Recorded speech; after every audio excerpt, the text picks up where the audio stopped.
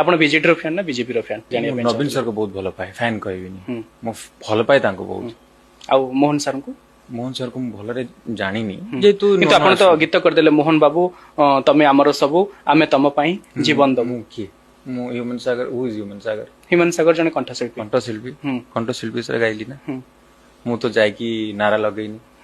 Yes ମାନେ ନବୀନଙ୍କ ପାଖରେ ଛିଡା ହବାର ଗୋଟେ ମାନେ ଇଚ୍ଛା ଥିଲା। ପାଖରେ ଛିଡା ହବ ନା ହି ଇଜ ଅ ଭେରି ୱଣ୍ଡରଫୁଲ ପର୍ସନ। ତାହେଲେ ଫ୍ୟାନଙ୍କ ଲିଷ୍ଟରେ ନବୀନଙ୍କ ନାଁ କାହିଁ ନେଲେନି?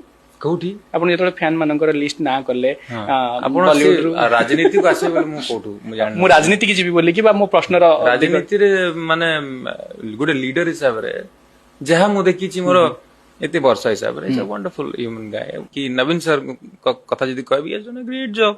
ତାଙ୍କୁ ଏତେ ସମ୍ମାନର ସହିତ ଲୋକମାନେ ଭଲ ପାଇବା ବି ଦେଲେ ଆଉ ତାଙ୍କ କାମ ବହୁତ ବଢିଆ କଲେ ବହୁତ ସୁନ୍ଦର ଭାବରେ ମୋ ସହିତ ବି ମିଶିଛନ୍ତି। ତ ଆଜ ଏ ସିଙ୍ଗର ଆଇ ସାଙ୍ଗ ଦ ସଙ୍ଗ ଆଉ ସେଟା ବହୁତ ବଡ ହିଟ୍ ବି ହେଲା ଆଉ ସମସ୍ତେ ଖୁସି ହେଲେ ତାଙ୍କ କାମ ସେ କଲେ। କିନ୍ତୁ ମୋହନ ବାବୁଙ୍କ ଗୀତଟା ହିଟ୍ ହେଲାନି।